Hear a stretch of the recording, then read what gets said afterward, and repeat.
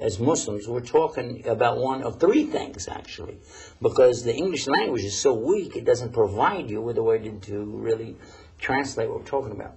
Prayer, as it's understood to most folks in English, it means to put your hands together and say, oh, God, help me. Well, in Arabic, that's called dua. In dua, you raise your hands, Allah, help me, and help the folks, and make us good people, and so on, forgive us. And this is dua. But then we have something else, and this is mentioned in the Bible. It says, pray unceasingly.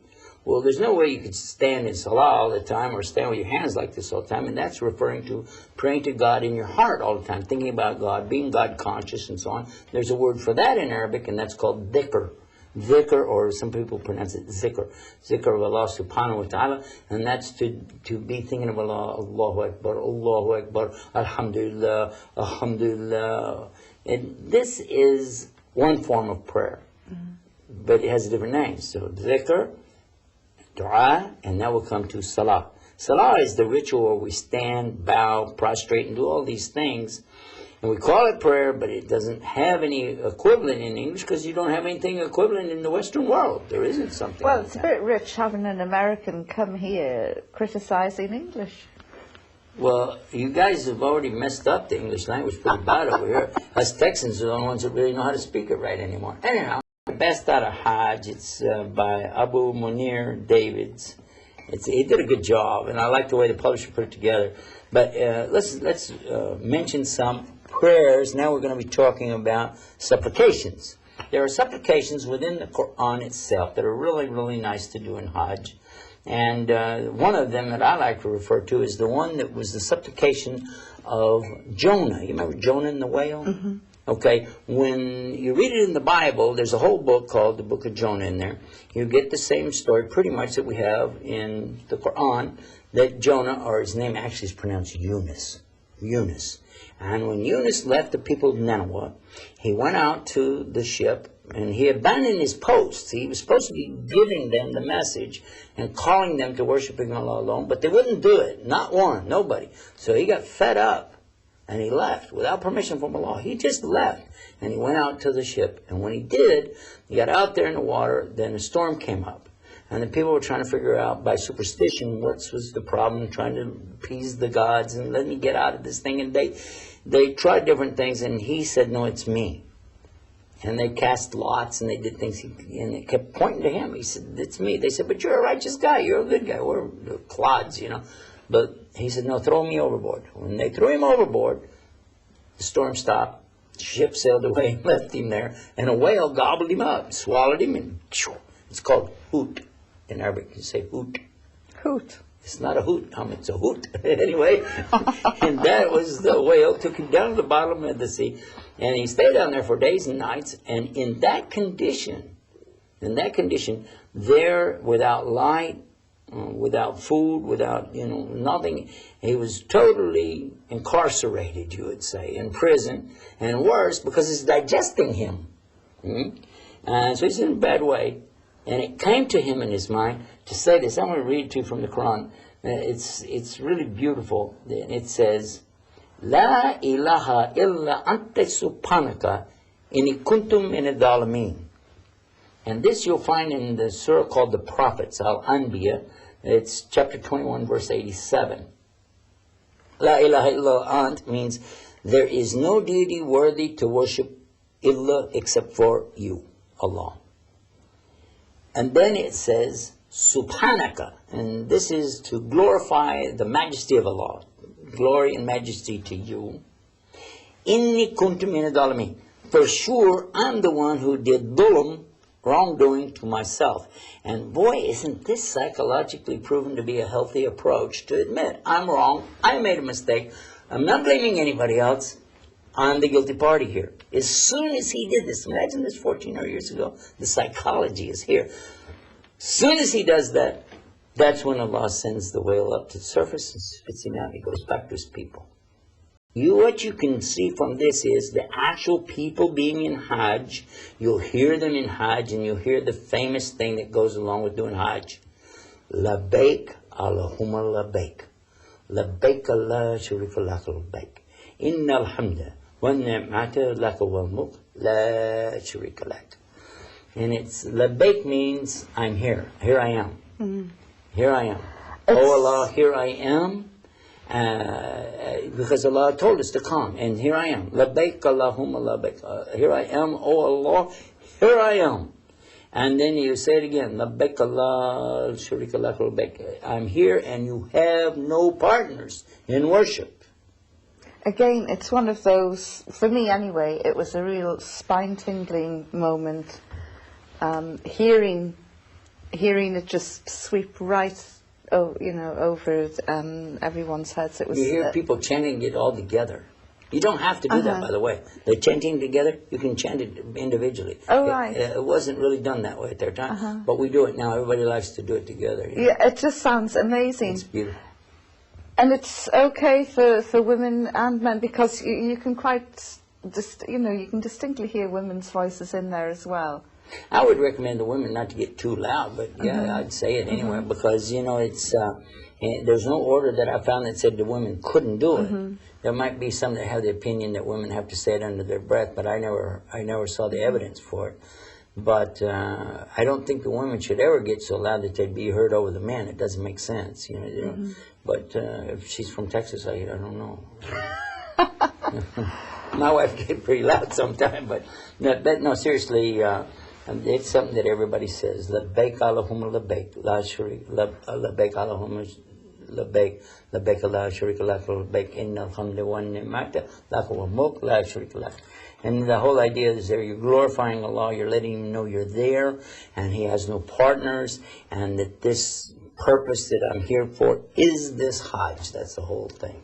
And we hope Allah will accept everybody's Hajj. We've talked about Hajj. I wanted, before we leave the subject, if we could, I'd like us to shift gears for a little bit and close this out and then move to one other little subject before we end the program.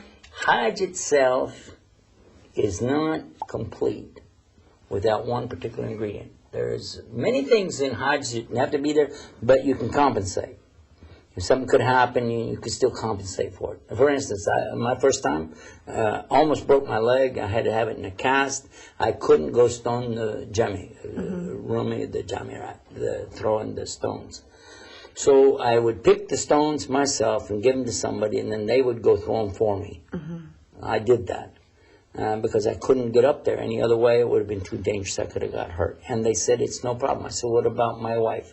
They said, well, she needs to take care of you, and we want to keep her with you, and we don't want her out there without a man with her, or something could happen. So she stayed as well, and she also gave those pebbles. And on her opinion, she felt like that was deficient, and she wanted to do Hajj again, which we later did, and she felt better about it. But, so you can see there's things that can be compensated, to my point. But there's one thing that you can't compensate for. It has to be there, or you don't have Hajj. What is it? On the 9th day of Dhul Hijjah, you have to be sitting in the place called Arafat, on the plain of Arafat. If you're not there on that day, from the time in the morning until the sun goes down, you don't have Hajj. You've got to come back and redo that. You have to. That's the ruling. And here are some of the things that go with that day. Let's talk about that day. You've been in Medina, okay, and you're ready to go for your out to Arafat. You go in from Medina to the Haram in Mecca, and you do 7 ambulations around the Kaaba. Why 7? That's what it says to do. They've been doing 7 ever since the time of the Prophet ﷺ, and that's what we do.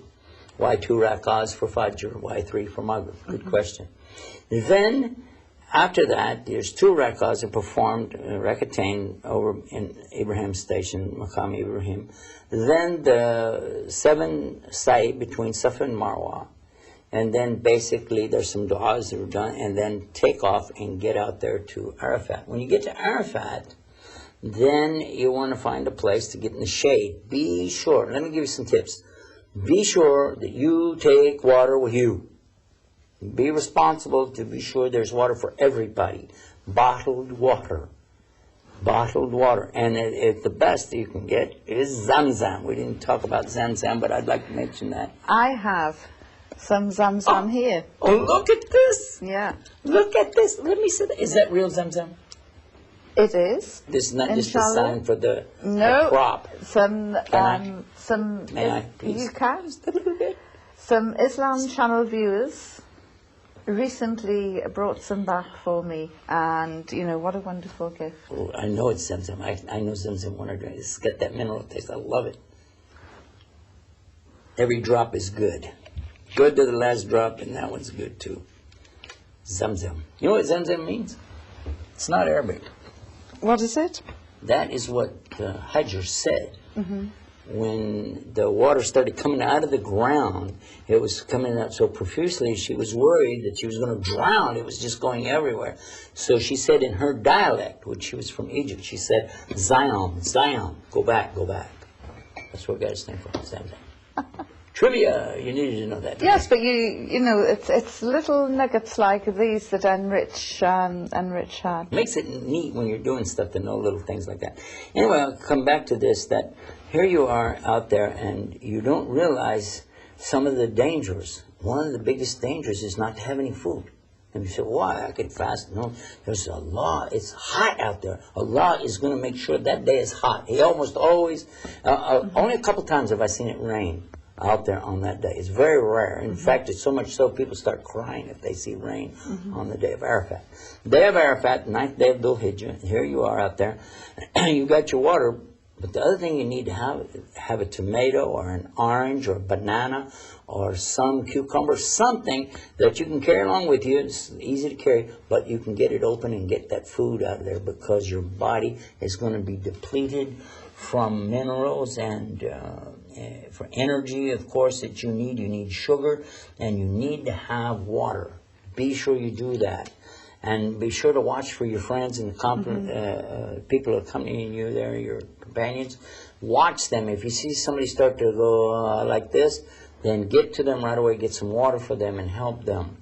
And then, now the next thing is you're out there. What's going to happen? What's going to happen is that you're going to get really engrossed in things that are going on. You've got all these plans. I'm going to pray for this, ask for that, because this is the day to ask. Whatever you were going to ask for in your life is going to be answered. If it's ever going to be answered, it's going to be answered right there. You can be surprised how many people prayed for things and they got it immediately. But raise your hands and ask and ask and ask and don't stop.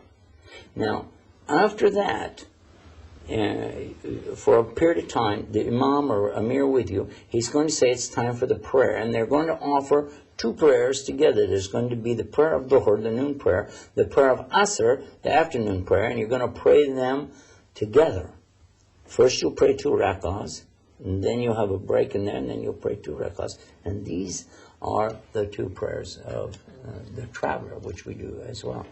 And you shouldn't be afraid to ask. I mean, I'm a convert from, I was a Protestant, and I've met Catholic reverts, and you know, we all have this character or this trait that we don't like to ask Allah for anything. We're like asking for other people, but not for ourselves. It's very important to ask Allah. And this is something that is very important to reverts to Islam. Do not be afraid to ask Allah for.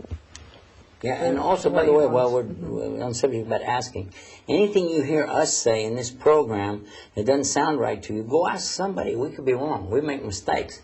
I'm relying on a couple of books I've got laying here in my old brain, and I make mistakes all the time. Well, I'm asking most of the questions, and you're doing the talking. How's that for shoving over the responsibility? Yeah, well, that's a smart way to do it. But no, it is important, though, isn't it? Because, you know, just little things that you have to question, and because. Well, let me give you something else now. Here we are. We're out there. We've done our Dhuhr prayer and Asr prayer. That's done now. Now the sun goes down. Now you're supposed to be really asking and asking, but what's going to happen? You're going to be tired. Some people fall asleep out there. And some people get sunburned laying out there, and you didn't realize you were going to get sunburned. So you want to be careful to get under some kind of shelter somewhere as much as you can from that sun, because it's going to dehydrate you. It's going to burn you. You're going to be sick if you don't listen to me. Now, after this takes place, sun's going down. It's time to pray. You're used to praying Maghrib right now and there. Yeah, don't pray. Don't do it, because you're supposed to get in your bus or on your camel or whatever you got and head out. You're going on a journey now. And you're going to travel to a place called Musdalifah. When you get to Musdalifah, this is the place where they used to stop. Now, it's changed since I was there the first time. The first time I was there, it's still pretty much like it was centuries back. And here we are, I remember this experience. Here we are, there's nothing but rocks. Nothing but rocks. And under the rocks, more rocks. Over the rocks, more rocks. That's all there was in all directions. Piles and piles of rocks. Saudi government's done amazing things. They've done some great, wonderful things since I first went there. Make it easy for the pilgrims. They have toilets. They have running water now. They've got a place you can freshen up. They have lights out there now. They had no lights when we were there. We were doing everything, total darkness out there. Just if there was moon or stars, that's what you had. But anyway, then the next thing you're going to lay out your, whatever you got with you, blanket or cloth or something, lay down and go to sleep, if you can. You should be able to, though. You're going to be exhausted. That's what I was saying before. You really have to be quite fit. Oh, yeah. You better be. Now, then in the morning you're going to, oh, I forgot. What was I thinking about? I got you there. I told you about washing up, going to the toilet, making everything, and now don't forget to pray. Pray your Maghrib, pray your Isha, but you're going to pray them together. So you're going to pray Maghrib, 3 rak'ah, but then the Isha you're going to only pray 2. That's the prayer of the traveler. You're going to do that too. And then make some more dua, but go to bed, get some rest. Get up in the morning, you're going to pray your Fajr. So you're going to make wudu again. Pray your Fajr, and then take off. And you're going to go back now, and go back in to Mecca. You've got to do the tawaf and sa'i and so on, and come back out to Medina. And by now you're going to be pretty tired. You're going to be really tired. But again, you're going to make a lot of dua. And while you're in Medina, you make a lot of dua, asking Allah, Allah, help us, we need this, we want that. You'll recite some things in Arabic you might not know the meaning of, people will help you with, but try your best to recite in the language you know, to ask what you need, because Allah knows your heart. Allah knows all languages. So don't worry about that. This is between you and Him. And do ask as much as you can. That's very, very important. Well, now, when you've completed this part of your Hajj, that you have done the last circumambulation in Sa'i and Safa and Marwa, you can come out of Ihram to an extent. To an extent. How do you come out of Ihram? Well, one of the things, a man's going to get his hair cut. A woman can get some piece of her hair cut, but the man's going to probably get it shaved all the way off. Some brothers will start cutting their beards. By the way, during the Hajj, you can't cut your beard once you go into Ihram. You can't cut anything, can't cut your fingernails, can't do any of that. But now, you've done that. There's one more thing has to be done, and that's the sacrifice. Once you've taken your animal for sacrifice or slaughtered your animal and distributed the meat, then you go ahead and you're ready to go back as your normal self and do the things that were forbidden before. Well, we've just about finished, but there's one thing. Medina. Actually, I haven't got to Medina, no. Oh, I forgot But just when you mentioned the final tawaf. Tawaf al-wada. Yes. Well, when you mentioned that, it took me back to my only Hajj. Something totally unexpected happened. Oh. Now, at this point, this is where the brothers can get up and make their wives and mothers a cup of tea. Oh, this is the part where I was going to walk out the door. Because I'm going to, well, we have to talk about this. Yeah. We're going to talk about the monthly mensuration. And so go and get the kettle on, lads, and we're going to discuss this. It's interesting. The Muslim scholars have no problem in discussing this. This is a normal thing. It's a way of life. Well, it's a way of life, yes. But you know what some brothers are like when you come to women's issues? It's like, ah! And so... break and run. Well, straight to the kitchen, put the kettle on, and by the time you come back, we'll have moved on. Let us come to the subject of how this affects Hajj. In the Hajj time, if she's there doing the pilgrimage and this happens, you must stay there in your place and wait until this ends and then complete your Hajj. But sometimes you can't, so talk to the local scholars there, explain to them how much of the Hajj you've completed, where you are in the stage of your Hajj, what was still needed, and if there's anything that can be worked out there. As I said, anything can be substituted or worked around. There's different ways on so many things and issues, except one. You must be out there on Arafat, on the day of Arafat. If you don't have that, you don't have Hajj, and that's how it is. Well, let's... And we ask Allah, by the way, to accept Hajj from all of you. We ask Allah to make it easy for you to do Hajj, and then accept your Hajj, Mabrur, and give all of us His paradise. Ameen. Now. Well, let's call it a day there, and I want to go on to Medina. You want to be like the early Sahabi and migrate to Medina? Yeah. Let's migrate. All right, let's head north now and a little bit over to the east, and we're going to head up to a place called Yathrib. Now, Yathrib is the name of the place where the Prophet Muhammad Sallallahu father passed away. That's where his father died, and he was born in Mecca and was orphaned before he was actually birthed. Did you know that? His father died at Yathrib, I had no and idea. Yathrib was, everybody knew Yathrib by that name, until Prophet Muhammad Sallallahu migrated to that place, and they were very, even his enemies didn't like this idea, and everybody referred to it as the city.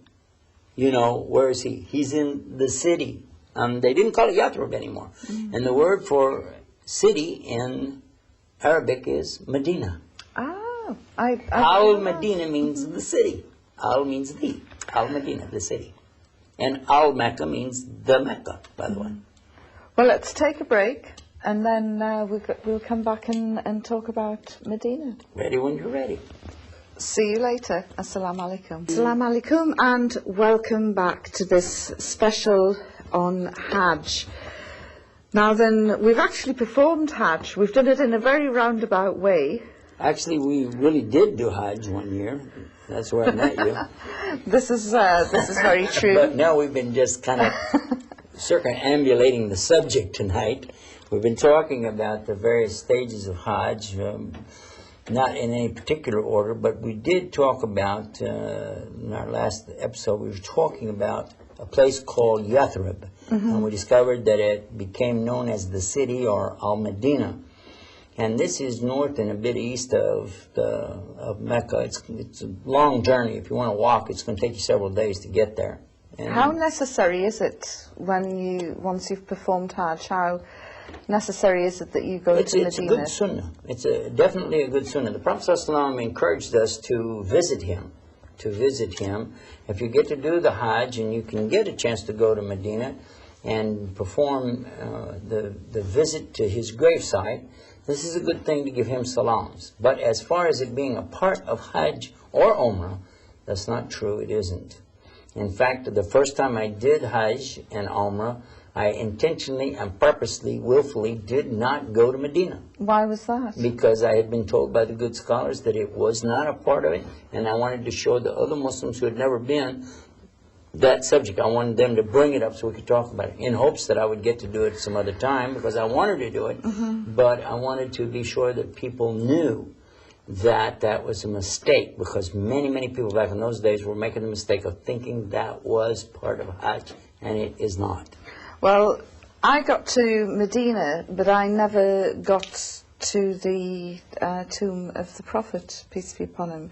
And I was very disappointed, because I was telling somebody far more knowledgeable than myself. I said I really wanted, to pray, and he said, no, you don't pray at the tomb of the Prophet, peace be upon him. No, you don't do this. It's not about that. It's just to pass by and give the greetings to him and to his companions.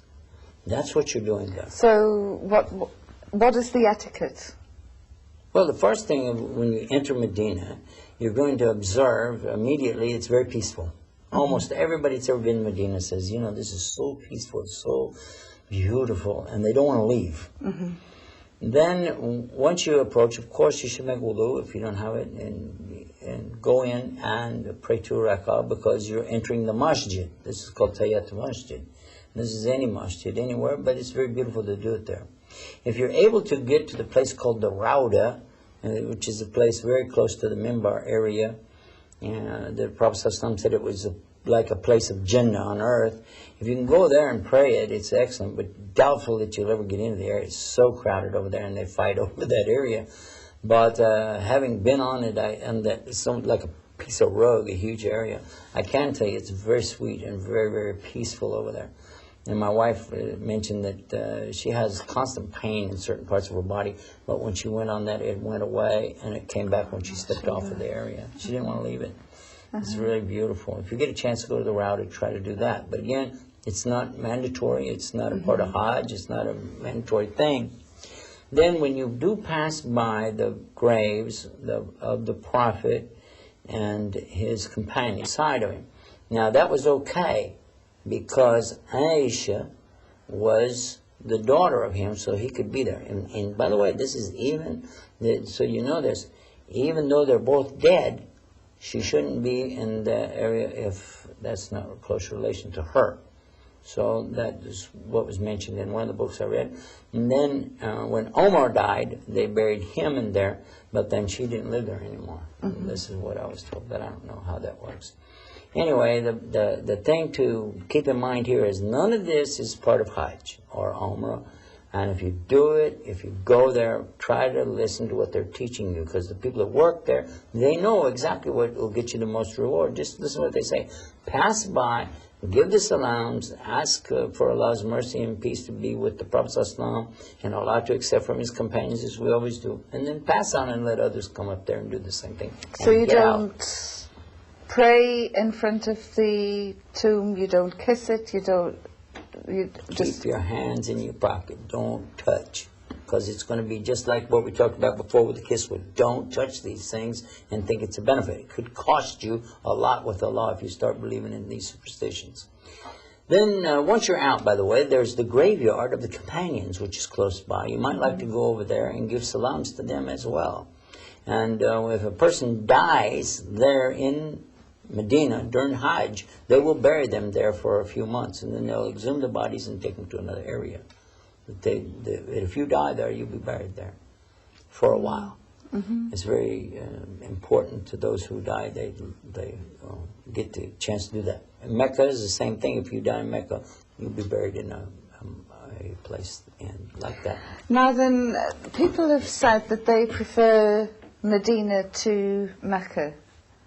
I do, just in Hajj time, because it's less crowded. But Mecca is beautiful, but the peace that you feel in Medina, is great. You see, I prefer Mecca, and I don't know, there's just something... My wife, I'm just asking you, because my wife said the same thing. She likes to get 100,000 reward. Big ones, yeah, instead of 1,000. Well, I mean, but I don't know, there's just something more the atmosphere, I think, is there. But I remember speaking to somebody from Medina about this, and they were most peeved when I said I preferred Mecca. And they said, look, the Mecca has just got a stone. We have the Prophet, peace be upon him. Well, I don't know. They're correct, at least in that area. But some of the things about Medina you might be interested to know about is that there is very close to Uhud. You get a chance to go out there, and again, you don't have to do it. It's not a part of Hajj or Umrah, but you get a chance to go out there, and I visited a couple of times, and see the hill where the archers were, and see the place on Uhud where the Prophet ﷺ was attacked, and get an idea of what it's really like. So when you hear the stories, you can really feel what happened. I went there. Did you also go to... Amazing, because you know my big hero is Khalid bin Walid. Khalid bin Walid, yeah. Well, that's the place, though, that Khalid was still not a Muslim yet. Yeah, but he was still smart. Yeah, he was, and he got on the right side in the end. Alhamdulillah. But now, what about the Qiblatain, Masjid Qiblatain? Did you hear about that? No. Okay, this is a mosque of two Qiblas. Because the Qibla, or direction, the word Qibla means direction. The direction for the Salah or the prayers, since the time of the early prophets, has always been Jerusalem. It's never changed. And the Jews still today pray toward Jerusalem. And that was true of Muhammad ﷺ, as well as it was his great-grandfather, which was Ishmael. They always faced toward Jerusalem. And it would have been that way till the day, except Allah, in his book here, sent down a verse that told them to turn their direction, and he told the Prophet ﷺ to a direction more beloved to you. And the Prophet ﷺ knew right away it meant turn toward Mecca, because he loved his birthplace, which was Mecca. And so that was when Qibla was turned. And it was said that the people in this particular place, where they were actually in prayer, and they were facing Jerusalem, and then somebody came riding up on their horse or animal and grabbed them and turned their imam and so to face the other direction. And reciting this verse, it came, and he turns the imam, and all the people behind him follow, and now they're facing this other Qibla, which is not 180 degrees from where they were, but probably over 100 degrees difference in if you follow what that is on a compass. So it's quite a turn, and it's not, but almost turning all the way around, and they continued their salat till the end of it. And then they build the masjid there, and that masjid, if you go there, you can see this is the old Qibla, and that there's signs, don't pray this way. And then the new Qibla, and here's another setup over there, and it's a complete layout inside. You can see this is the prayer area and the minbar, and now this is the prayer area and the minbar. It's a different direction. Okay, but guess what? The whole thing is really questionable. The whole story is questionable. Although they have it there, the people who live there will tell you, nah, don't buy into it because maybe the hadith is not sahih. But it is something of interest. You might like to see it. So the other masajid there are very old. To go to Uhud, and there is a masjid out there on the way, that the Prophet ﷺ used to go there on Saturdays. And he used to stop and he used to pray there. So to do that is a good thing, and there are rewards associated with it that they'll explain when you get there. Main thing to do in all that we've been talking about in this series about Hajj and Umrah is to remember that what you're doing is for Allah. And if you get any other idea to go along with that, you've already lost everything. This is going to cost money, and it's going to take time, and there could be some pain associated with this, most likely. You have to go through all kinds of things to even get there, to go through getting the visas and traveling and flying and so on. And while you're there, you've got to remember, to please Allah, you have to be very careful in how you treat the people. So be careful not to damage others. Don't hurt anyone. Don't talk about anyone. Don't insult anyone. Be very careful in Ihram, especially. You're not allowed to kill anything, not even ants and bugs and things like that. Just try your best to remember that the reason you're there is to please Allah. Things are going to happen to you. And you're going to experience more so than any other time. It's like a real concentration of life itself. You just feel this thing happening to you. So be patient and realize Allah is testing you. This is real Hajj. It's a real pilgrimage. One of the first Arabic words that I learned was through Hajj, and that is sabr. Sabr? Sabr. Tell us what's sabr. Patience. Actually, it's bigger than that. Patience is only one attribute of sabr. Sabr is to be steadfast, to persevere, to, I use Texas English, hang in there. It's all a part of this sabr, and patience is certainly at the very fore of it. I know that the immediate benefits, you can feel them almost while you're there. But for me, the Hajj has had also a very long, slow-burning effect, and every now and again something will come up that will remind me of an experience that I had in Hajj that I can relate to, and that it really is. The benefits are also long term, and the final result. Well, I just don't think about it. Just for everybody who is going to perform Hajj this year, may Allah accept it.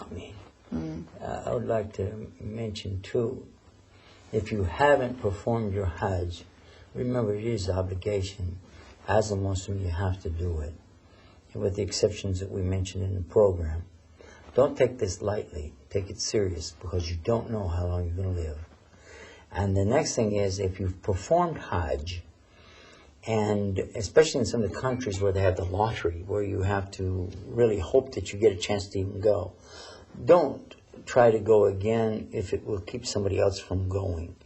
They're in the Hajj, whether it's helping each other physically while you're there, or helping somebody and facilitate it for them to be able to do the Hajj. I think that when we wrap this up, the real thing is to say that, as Allah said in the Quran, Inna lillahi wa inna ilayhi raji'un. The meaning of it is that we all came from Allah, and we're all going to return to Allah. And this is just a chance for us to get a real feeling, a semblance of what that's going to be like, of going to Allah. So let us keep that in mind too, that what we're doing for the sake of Allah, and us being here tonight and talking to you about this same thing, we ask Allah to accept from you and from us.